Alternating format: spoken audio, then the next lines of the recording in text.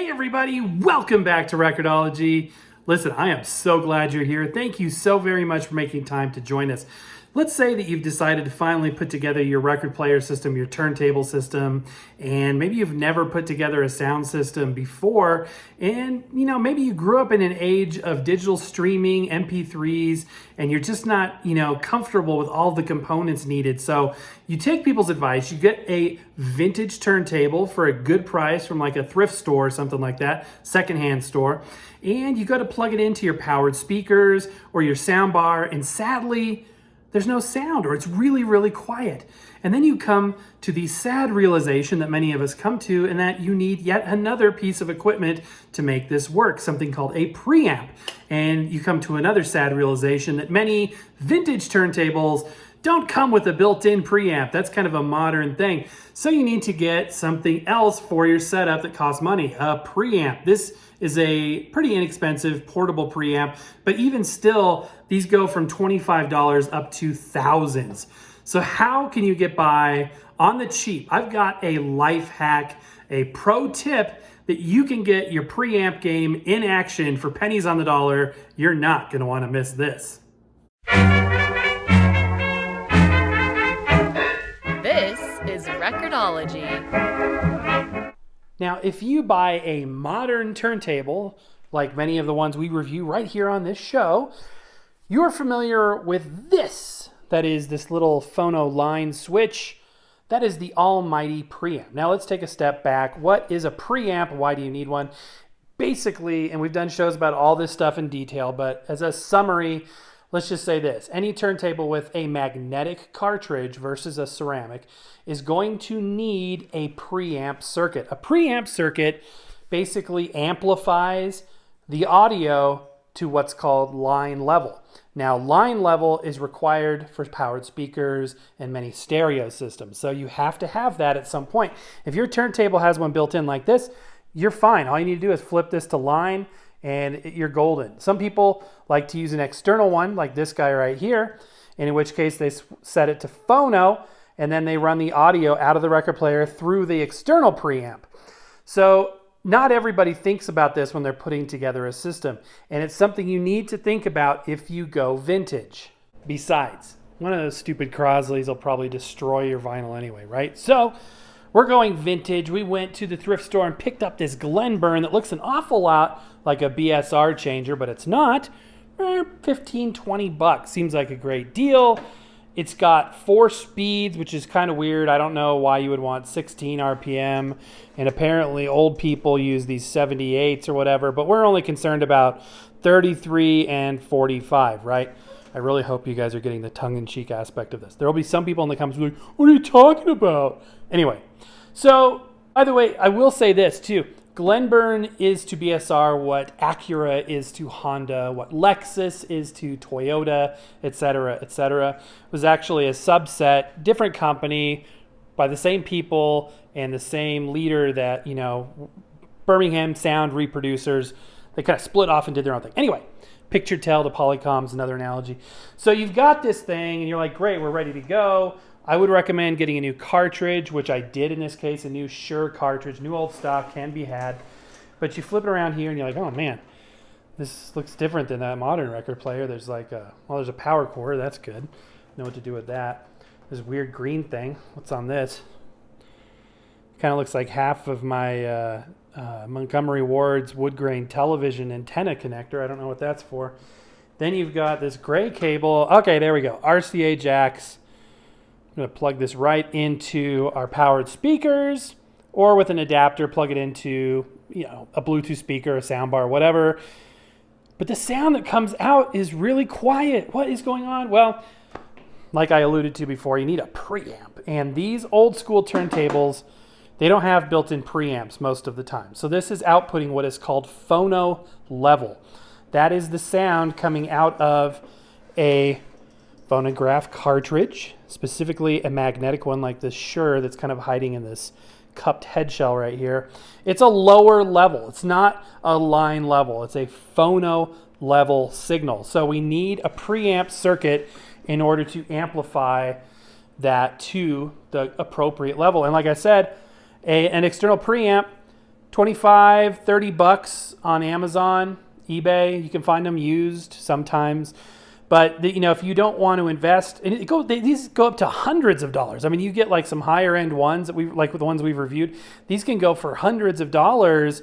And a lot of times, if you're trying to put together a system on the cheap, you know what I mean? You're not wanting to spend that. You're not in the market for that. You don't have money for that. So what are the alternatives? I got a great alternative for you. What you need is an old piece of crap stereo system from the thrift store. Because guess what? I picked this thing up for $8, $8, and it looks like it. But this $8 rather unimpressive stereo system will replace a, $30 to $300 phono preamp brilliantly, and I'm going to show you how. First of all, let's look at this thing. You guys want an equipment review? We're going to include some equipment review. Let us look at this wonderful Casio unit because I've got a few things to say about it too. There is a marketing term called perceived value. And basically what that means is you polish a turd. You take something that's not as good as you're going to try and pass it off to be.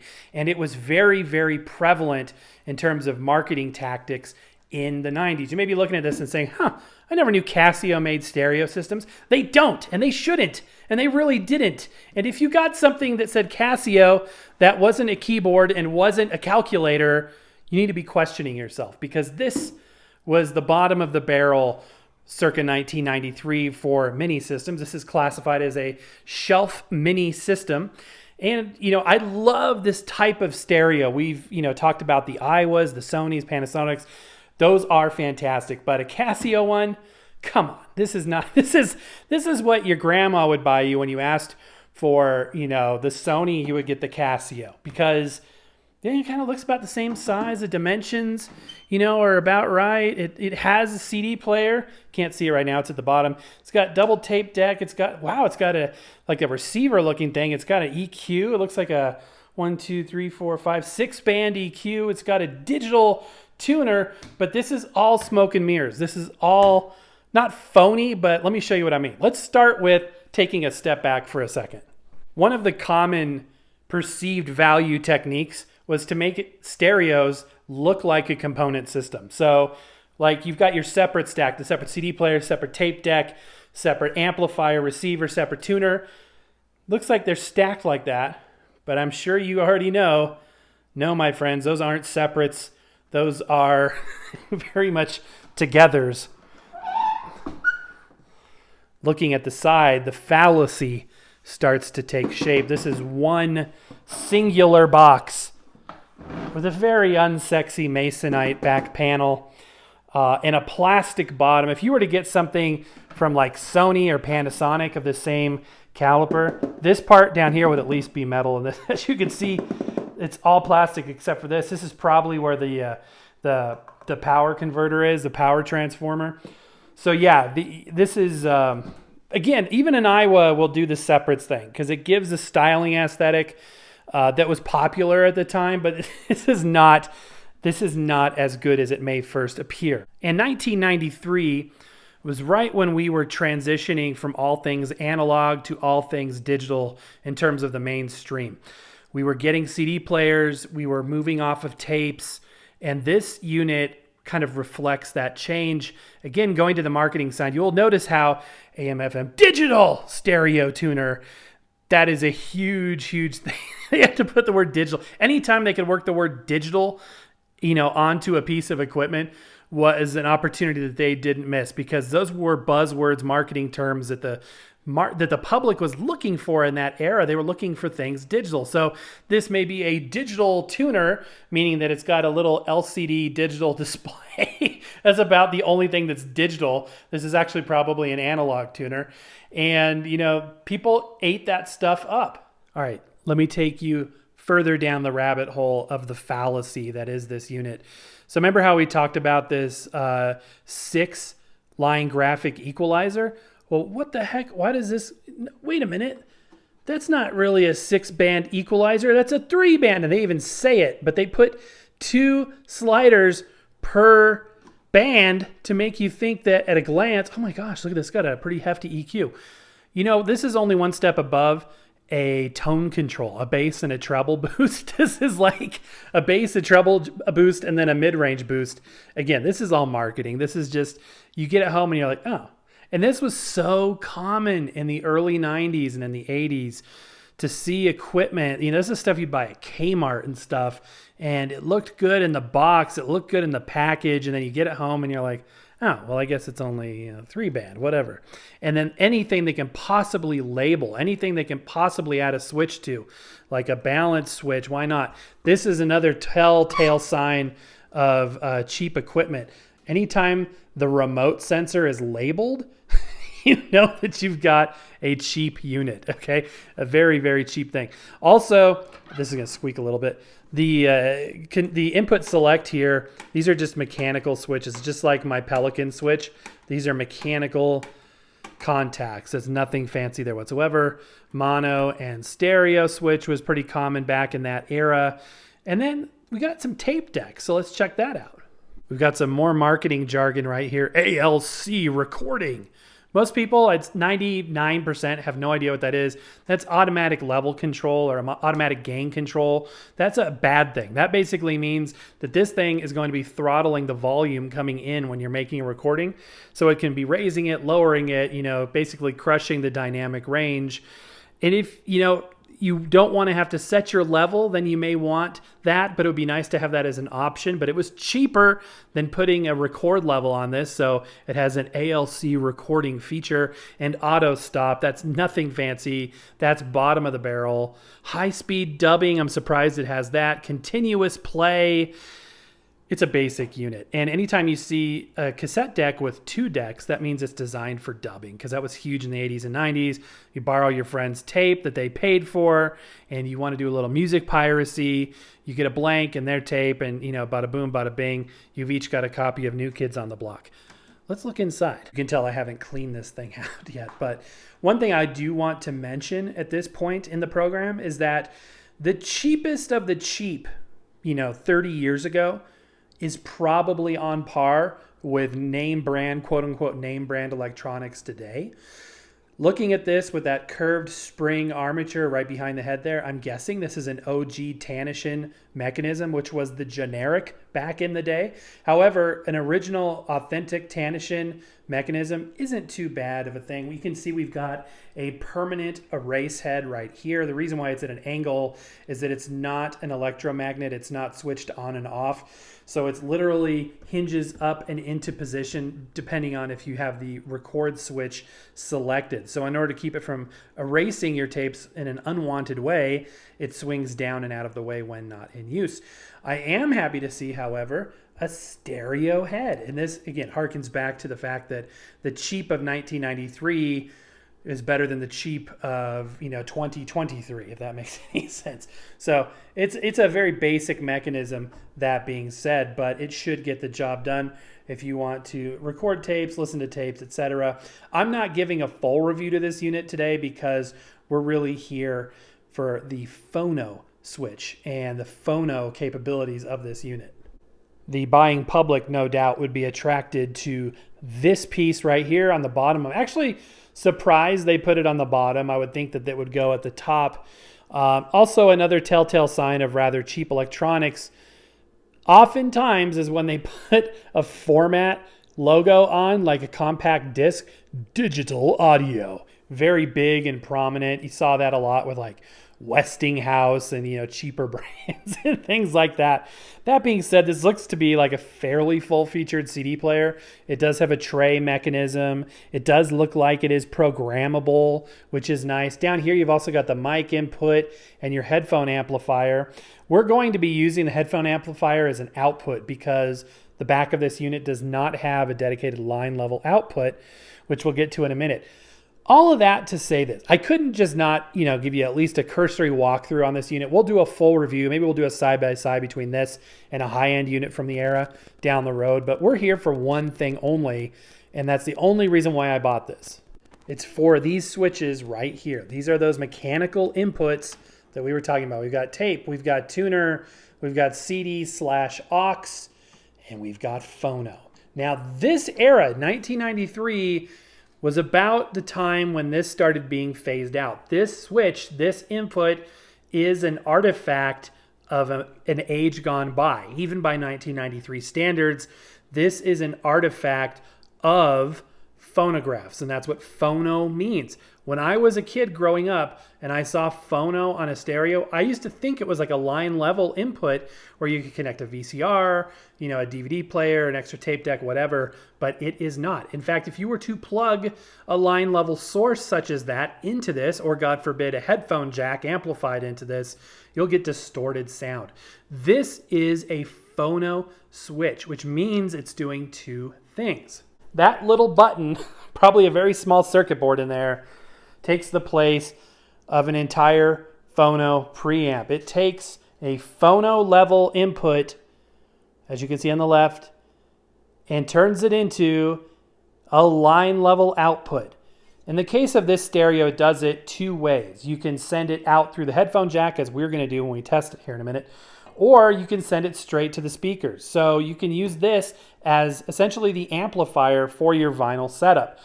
Depending on the quality of this unit that you get, you can get, great sound. If it's a high wattage unit, a Casio unit, probably not the highest end, but this is, demonstrative of the fact that you can get this for cheap. I paid $8 at a thrift store today for this unit.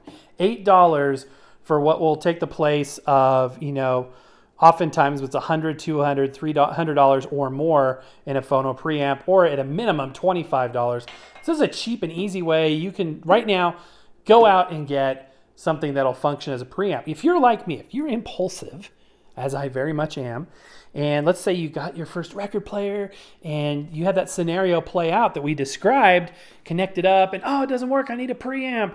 And you don't want to wait for Prime 2-day shipping. You want it to work right now.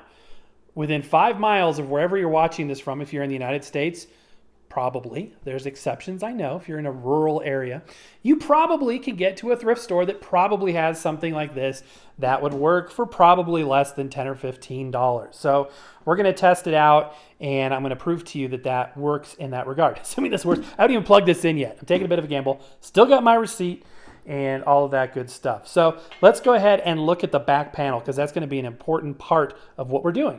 By the way, for those of you that are interested, this is the Casio MS4 CD. This back panel features another artifact of the 70s and 80s, and that is RCA jacks for speakers.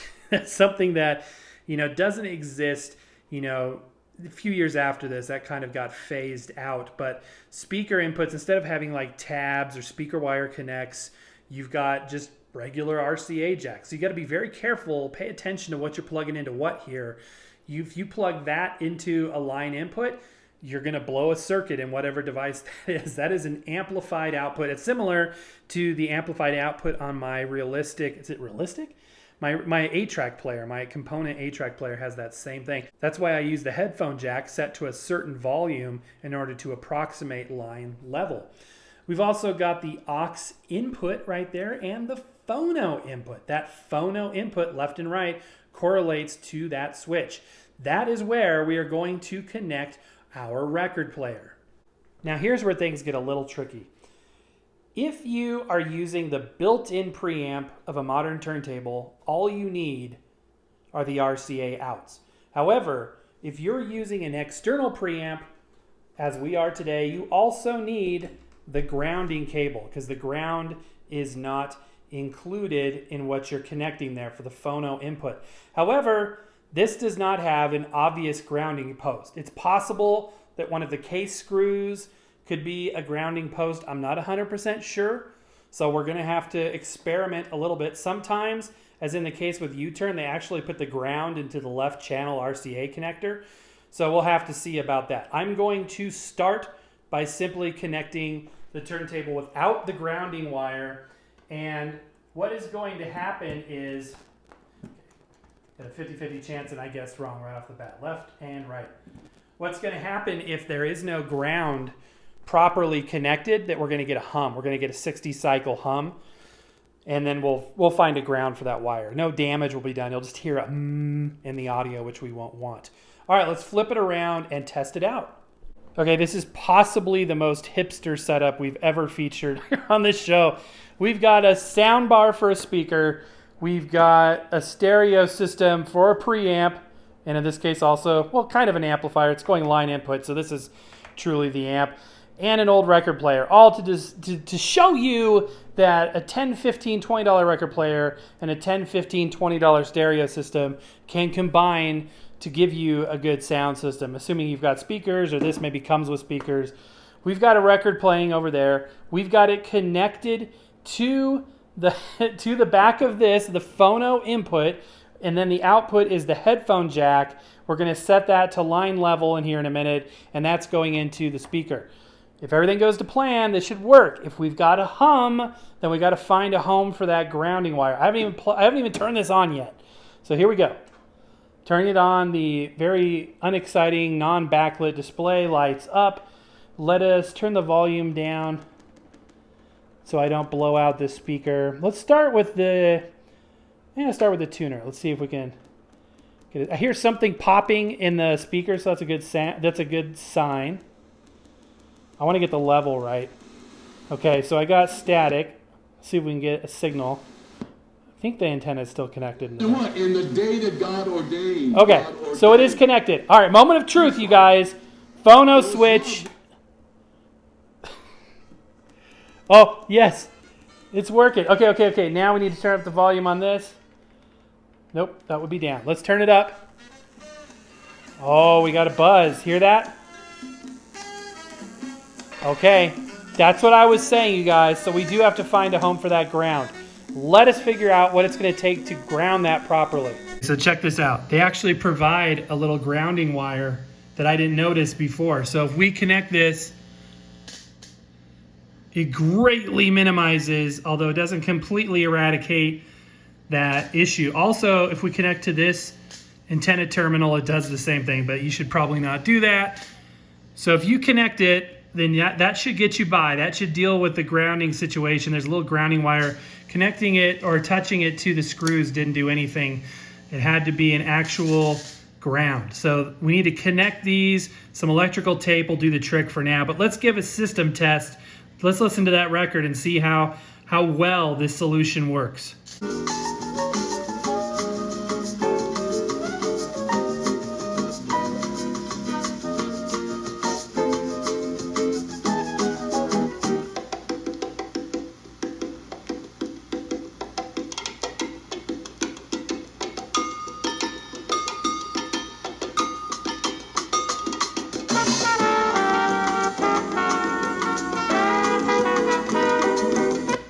Listen to that.